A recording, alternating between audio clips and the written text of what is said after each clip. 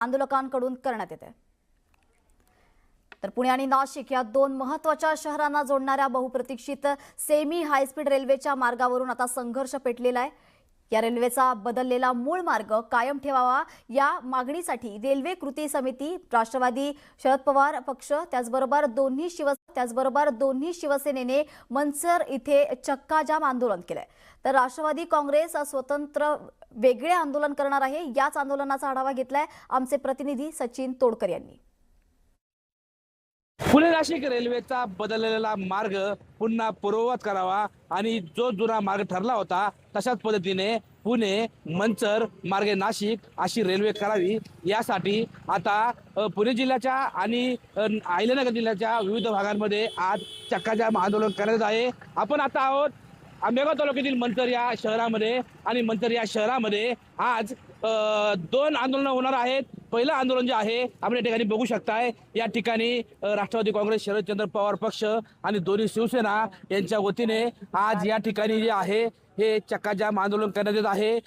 Pune Nashik railway जी आहे ती पूर्वी पुणे, चाकण, राजगुरुनगर, मंचर, नारायणगाव, आळेफाटा, संगमनेर मार्गे नाशिक अशी ठरली होती। मात्र जे मार्गाचा अडथळा आल्यामुळे ह्या रेल्वे मार्गामध्ये बदल करून हा मार्ग आता पुणे, नगर, शिर्डी ते नाशिक असा करण्यात आला आहे। आणि या मार्गाला जे आहे पुणे जिल्हा असेल किंवा अहिल्यानगर जिल्हा असेल या भागातील नागरिकांचा मोठा विरोध आहे आणि हा मार्ग पूर्ववत व्हावा यासाठी आज चक्काजाम आंदोलन करण्यात आहे। आपल्यासोबत आहेत आंदोलक, काय सांगा खरं तर आज पुणे नाशिक रेल्वेसाठी चक्काजाम आंदोलन करत आहे? गेले 15-20 वर्षापासून पुणे नाशिक रेल्वे मार्ग हा पुणे नाशिक रस्त्याला समांतर पश्चिमेच्या बाजूने व्हावा ही गेल्या अनेक वर्षांपासूनची येथील जनतेची मागणी आहे। आणि या संदर्भामध्ये अनेक लोकप्रतिनिधींना सातत्याने याच्याबाबत आवाज उठवला आणि तशा प्रकारे रेल्वे मंत्रालयाने त्याचा सर्वे केला। त्यानुसार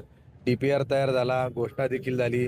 राज्य शासनाने काही निधीची देखील तरतूद केली, जमीन देखील काही ठिकाणी संपादित करून त्याचं खरेदी खत देखील झालेलं आहे।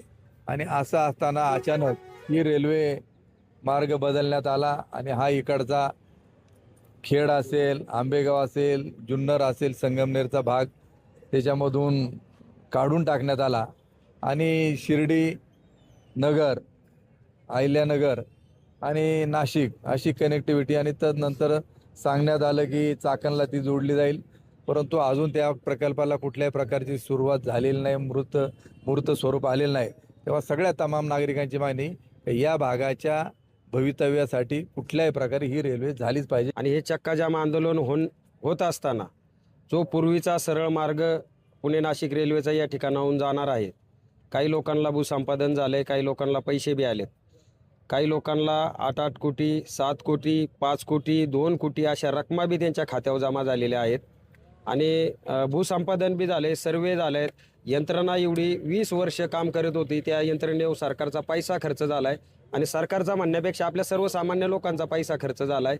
परंतु जे केंद्रात सरकार आहे हे कुठंतरी ऐकण्याच्या मनस्थितीत नाही आहे। वेळ आली तर रक्त सांडलं तरी चालेल, मात्र हा जो मार्ग आहे हा मार्ग बदलू देणार नाही अशी भावना या ठिकाणी आंदोलक व्यक्त करतायत।